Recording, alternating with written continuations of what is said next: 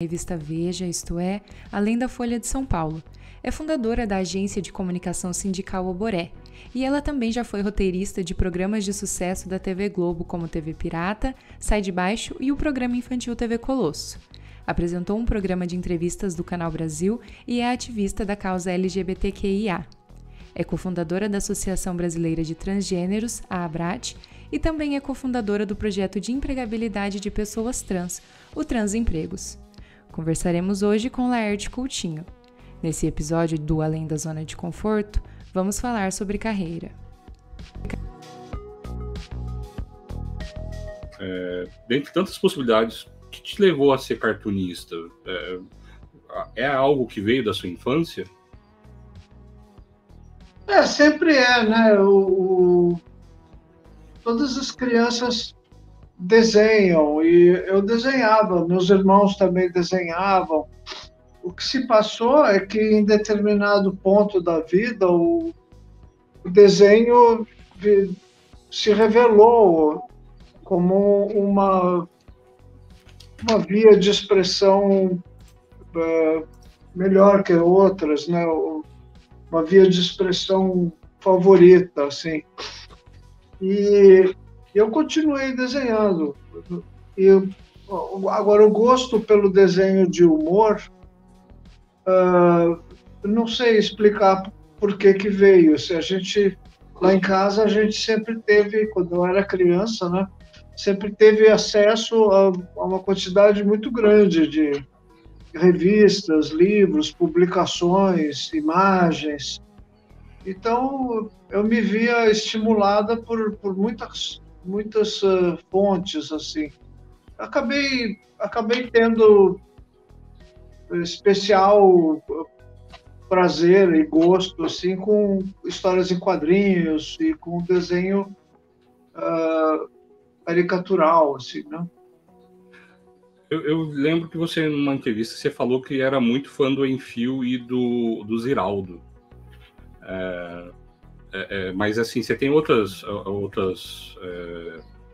você tem outros artistas aos quais você recorreu, que você também foi atrás, ou que você inspirou seu trabalho inicial? Eu não sei bem se o termo é inspirar. Eu me motivei vendo todos esses trabalhos. Eu lembro quando eu tinha, assim, 9 ou 10 anos, que eu lia as revistas do Maurício, né, o Bidu, principalmente, e do Ziraldo, que era o Pererê. Eu não sei, eu fui fazendo o meu repertório de referências com esses elementos, com esses autores e autoras. Em algum momento da minha vida, mais para frente, assim, isso virou uma referência profissional também, mas eu demorei muito a perceber que o desenho e os quadrinhos podiam ser um trabalho, né? Podia ser uma via profissional. Você podia viver da sua arte. Você poderia viver da sua arte. Pois é, eu perceber isso foi uma coisa bastante, eu não sei, porque também eu tive uma vida que me possibilitou essa situação, essa condição que é muito rara, né? Numa sociedade desigual que nem a brasileira, é raro a pessoa ter a possibilidade de só se preocupar com um trabalho para sua sobrevivência, depois de explorar as possibilidades de estudo e as possibilidades de formação. Eu tive acesso a tudo isso, então eu pude realmente fazer escolhas de uma forma muito tranquila, né? Legal. E é difícil, as pessoas muitas vezes não falam sobre isso, né? As pessoas às vezes não têm essa noção de que às vezes tiveram uma vida mais calma ou mais acessível, né? Pois é, eu comecei a trabalhar, né, e, portanto, a publicar profissionalmente com 22 anos.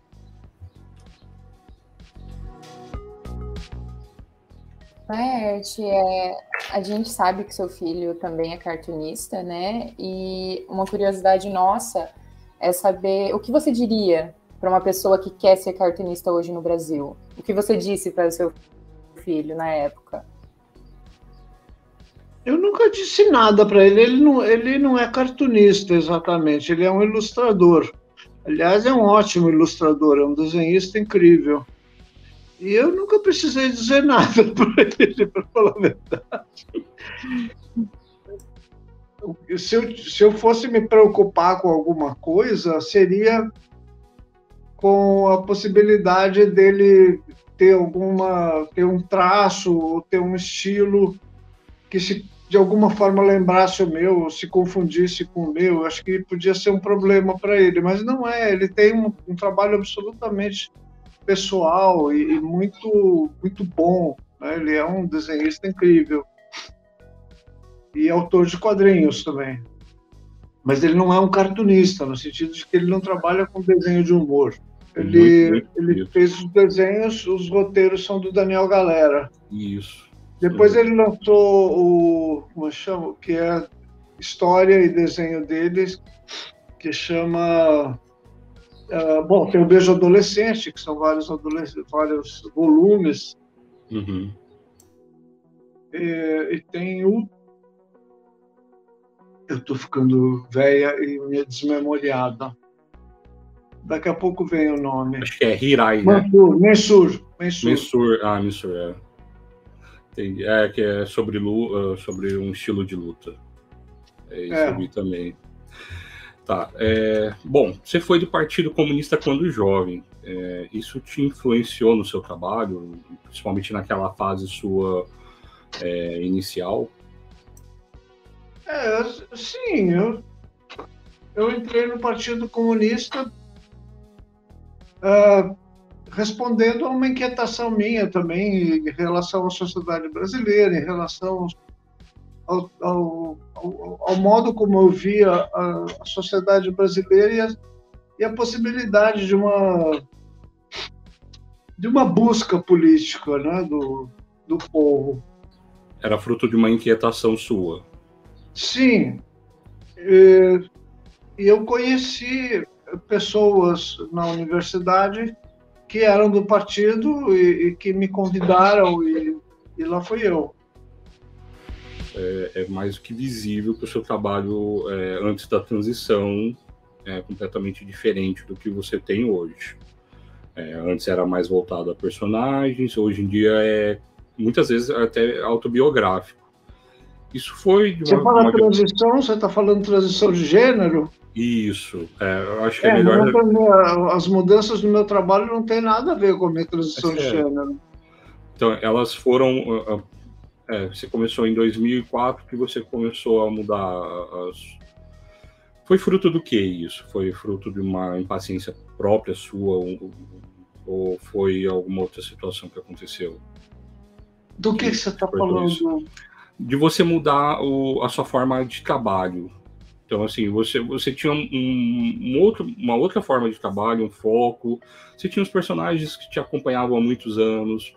Você tinha um padrão de publicação. E aí, de repente, você começou a explorar outro sentido do seu trabalho. Então, que você acabou chegando no que você tem hoje. Que você foca muito mais em coisas pessoais do que situações de humor. Então, talvez o maior, apesar que eu acho que você você ainda faz charges muito engraçadas, mas você talvez essa mudança sua teve alguma sincronia com essa sua identificação pessoal? Não, né? Alguma sincronia teve, mas são processos diferentes e independentes. Eu comecei a questionar a minha expressão profissional, mais ou menos na mesma época, assim, que eu estava também me questionando do ponto de vista de orientação sexual e de identidade de gênero. Mas são processos diferentes, são processos diferentes.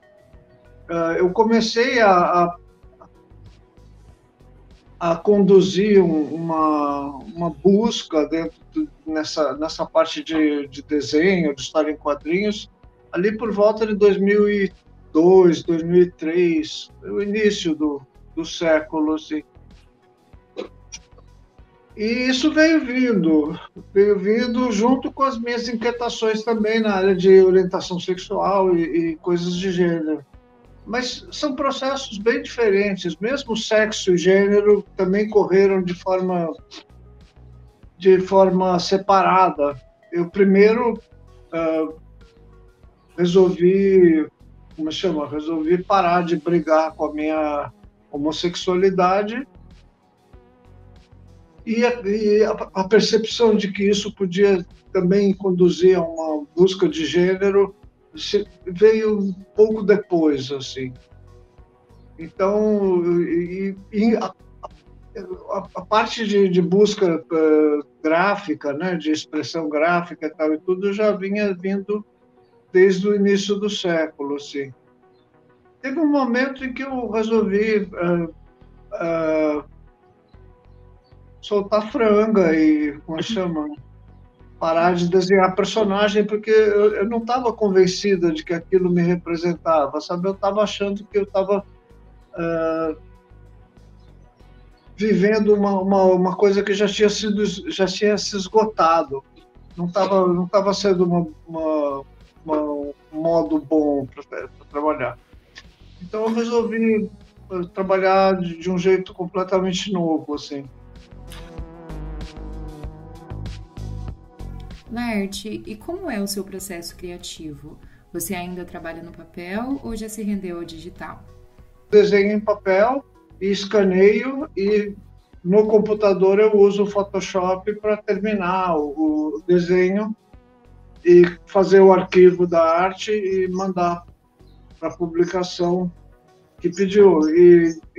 Então, mas desenhar mesmo eu uso papel, eu uso, como chama, lápis, canetas e tal. Legal. Eu desenho com um pouco de vermelho, quer dizer, o vermelho funciona como um rascunho. Quando eu escaneio, eu filtro o vermelho e aí eu não preciso usar borracha para apagar lápis e tal, entendeu? Mas eu ainda gosto de lápis também, vejam, lápis. Legal. Bem diferente, sim. Laerte, você também já foi roteirista de programas de sucesso. É uma linguagem toda diferente, né? Eu não estou lidando com o desenho no papel e uma história, uma narrativa que acontece numa superfície material e enfim, é um suporte onde o tempo é uma coisa virtual e o que existe mesmo é o espaço. Na TV, no cinema, essas coisas é o contrário. O que existe é o tempo. O espaço é que é uma coisa virtual. E como o humor ele se desenvolve principalmente em torno da ideia da dinâmica de tempo, então esse fenômeno faz com que a televisão, assim como o cinema e o teatro, sejam linguagens bem diferentes, assim. Mas eu acho que são experiências muito legais. Assim. Eu gostei bastante de ter feito, de ter participado dos projetos que eu participei. Nossa, e era um projeto que teve muito sucesso. TV Pirata, TV Colosso e Sai de Baixo. Foram os 3 projetos em que eu trabalhei. Talvez naquela época a TV era mais corajosa, porque hoje em dia a gente não tem, eu digo no sentido de que talvez assim, Hoje em dia não tem mais uma TV pirata, ou até mesmo, por exemplo, um programa infantil como TV Colosso, apesar da TV Cultura ainda ter programas bons. Talvez, será que a Não TV sei mais naquela o que é TV, Andrews. Francamente, época... as pessoas estão assistindo streaming, estão assistindo YouTube, e, sem dúvida, existe no YouTube o Porta dos Fundos, que tem um padrão maravilhoso, assim, é muito bom. Porta Então dos esse é o Fundos. futuro. Então esse é o futuro, na verdade, você acha? Eu não sei, talvez, né? Pode ser que televisão já seja um formato diferente, assim, ninguém... Eu não tenho mais televisão, o que eu tenho que assistir, eu assisto no computador. Então, Eu tenho Netflix, tenho HBO, tal, não sei o quê, e tenho o YouTube também, e eu me viro... Na sua opinião, então, o futuro dos quadrinhos também, dos quadrinhos ou mesmo do humor impresso, ele é a internet também? É inegável, né, que a internet transformou muita coisa. Isso, paradoxalmente, eu acho que não transformou tanto o quadrinho. Numa análise assim meio apressada, eu acho que os quadrinhos cederam um pouco enquanto linguagem para uma mídia tão diferente como é a internet. Mas eu acho que programas de televisão, formatos para televisão, redes sociais, todas essas coisas estão configurando um mundo bastante diferente, assim, do ponto de vista formal, de mensagens, né, a velocidade das coisas. Eu sei que é um tanto deselegante falar de idade com uma mulher, mas você está com 71 anos agora, né? Eu? 71. Então, assim, desculpa revelar a sua idade. Não tem problema. Mas, assim, você já tem pensado em aposentadoria ou mesmo diminuir o ritmo de trabalho? Porque você tem um ritmo de trabalho ainda, né? Ou você mantém o mesmo ritmo? Eu sou aposentada, eu recebo aposentadoria. Ah, sim, mas eu digo aposentada no sentido de, tipo, curtir uma vida sabática. Isso não existe. Olha, talvez exista no Exército, não sei. Quando a gente pensa em generais reformados, a gente pensa realmente num sujeito que fica ali de pijama coçando o saco e enchendo o saco também dos outros. Né? O fato é que dificilmente cartunistas e artistas e escritores chegam num ponto assim de aposentadoria. Veja, o Milton Nascimento acabou de fazer um show de despedida, mas ele não está se despedindo da música, ele está se despedindo de uma coisa que é exaustiva, que é a vida de fazer show, né? A vida de turnê, de estrada, né? De pegar o show. Agora, ele é um músico, ele é um artista, ele vai ser isso o tempo inteiro. Assim, agora, está numa idade que é cansativo, exaustivo para uma pessoa ficar fazendo assim, quantidade de shows. Né? Além de roteirista, você teve um programa de entrevista no Canal Brasil, um nome bem sugestivo, Transando com Laerte. Transando com Laerte. E assim, eu assim, nas últimas semanas eu assisti quase que todas as entrevistas e assim, eu gostei bastante. É mesmo? Gostei. Assim, Sim, é muito legal. E assim, a pergunta que a gente queria fazer para você é como que foi, qual foi a ideia, da onde que nasceu a ideia de você fazer o programa em si, se foi um convite de alguém do Canal Brasil, ou foi você mesma que levou um projeto, e aí aquele negócio, aquela pergunta que talvez a gente não deveria fazer, mas a gente vai fazer. Qual foi o entrevistado que você mais gostou de entrevistar? Isso eu não sei dizer. A ideia do programa veio da Cláudia e do Kiko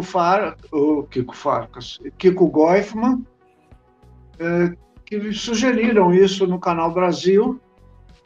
A gente já tinha trabalhado num curta, a Cláudia, o Pedro e o Kiko. Já tínhamos trabalhado num curta e a gente estava assim, pensando em possibilidades, em projetos. E eles vieram com esse projeto e me convidaram, quer dizer, perguntaram se eu topava. Eu topei, uma coisa que eu nunca tinha feito, tal. Achei que era uma experiência a ser vivida. E a gente fizemos quatro temporadas. A gente ficou 2 anos fazendo esse programa. Nossa, muito legal. Agora, eu não sei dizer qual entrevista foi. Olha, na minha opinião, são eu gostei de 2 episódios. Um é do Ziraldo, que ele deu uma olhada nas suas pernas. E eu não sei, será que eu devia ter falado isso? Não sei. E o outro do Matheus Nachegali. Sim, bom, o Matheus e o Ziraldo são pessoas adoráveis. O que se passa é que eu não sou uma entrevistadora, sabe? Eu sou uma pessoa... eu tava meio é uma pergunta que eu até comentei com o Penha. Você já foi muito entrevistada, né? E você gostou mais de ser entrevistada ou de entrevistar? Ser entrevistada é muito mais tranquilo e muito mais cômodo também. Entrevistar pessoas foi assim bem difícil para mim. Assim que eu pude, assim que foi uma coisa tranquila a gente encerrar a experiência, eu preferi encerrar. Sério, assim, sempre pareceu conversas muito abertas, assim, muito natural. Muito natural, parecia até um encontro, assim, de amigos. E eu achei que ficou... Teve algum trauma? Trauma? Não, trauma é meio forte demais, é uma palavra meio forte demais. Eu não estava no meu elemento, eu estava ali sempre... tensa, porque não era de fato uma conversa informal e de mesa de bar, jogar a conversa fora. Não era isso que estava se passando ali, era uma entrevista mesmo, tinha 40 minutos para serem gravados, e muitas vezes envolvia eu fazer uma espécie de pré-pauta, envolvia eu conhecer coisas que eu ainda não conhecia bem, sabe? Então, foi difícil, foi bem difícil. Mesmo com pessoas que eu conhecia mais, como o Ziraldo. Então você conhece o outro lado. O que eu percebi é que essa tarefa, né, de entrevistar pessoas e fazer esse papel assim não é nada fácil. É difícil você transformar aquilo numa conversa interessante para outras pessoas verem, como o João fazia, como a Marília Gabriela faz, como as pessoas que são desse ramo sabem fazer. A gente gostou muito de 2 entrevistas às quais você fez, às quais você participou. E as 2 são do Provocações. A primeira com a Bujanra e a segunda com o Marcelo Taz. E são 2 momentos distintos da sua vida, que você foi claro que com entrevistadores diferentes, mas assim, eram focos totalmente diferentes, né? Assim, a gente assistindo assim, via que você estava totalmente diferente nas 2... Também eram fases diferentes da sua vida, né? Sim.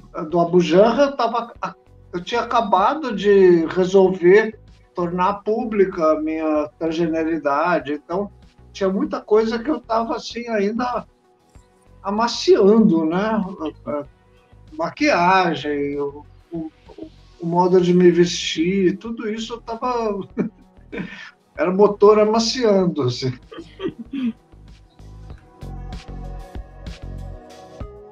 Nós somos estudantes de jornalismo e nós sabemos que você iniciou o curso de jornalismo, né?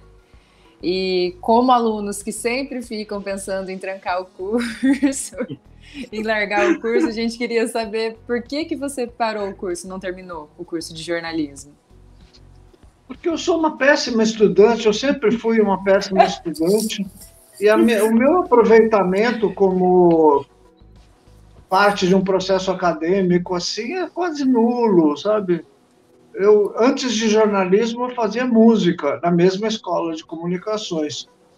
Mas eu acabei... E música tinha muito de uma prática artística, não tinha tanto estudo, academia, sabe? Sim. Você tinha se também, formou em música? Não me formei em nada.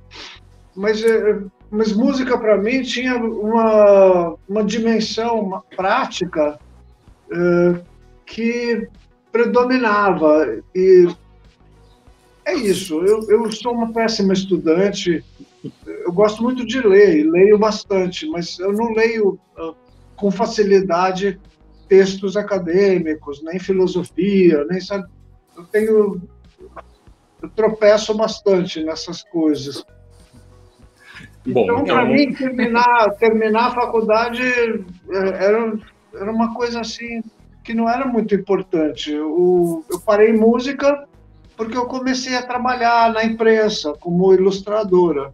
Aí eu entrei na faculdade de novo para fazer jornalismo e, de alguma forma, a minha ideia, na época, era calçar com lastro acadêmico a minha carreira. E, sei lá que outro tipo de justificativa tinha. Sei lá, por exemplo, ter um diploma para poder ter prisão especial.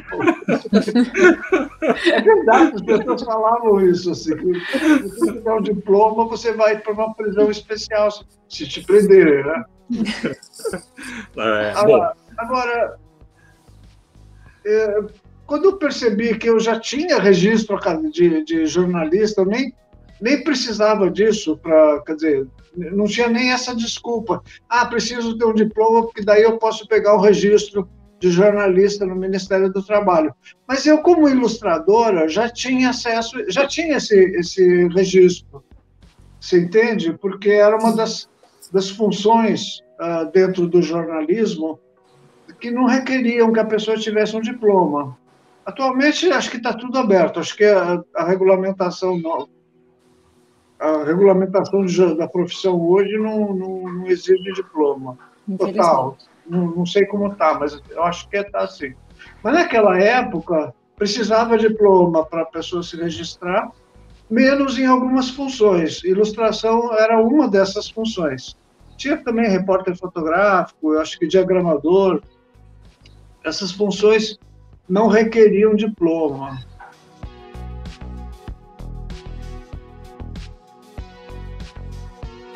Essa é uma produção do curso de jornalismo da Universidade Estadual de Londrina. Entrevista: Andrews Penha e Kiane Diniz. Pesquisa e argumento: Kiane Diniz. Trabalhos técnicos: Andrews Penha. Orientação: Professora Mônica Kasker.